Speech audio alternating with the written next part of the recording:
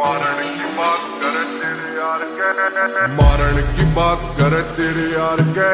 औकात बार रह छोरा राव साहब के, मजाक थोड़ी है रह जोन सा भी मारे बेटा हाथ लावेगा, साला पछतावेगा ना सुखी पावेगा। सुन कान खोल के हो गुलामी ना होवे देख किसे साले की, सुन तेरे यार राव साहब के।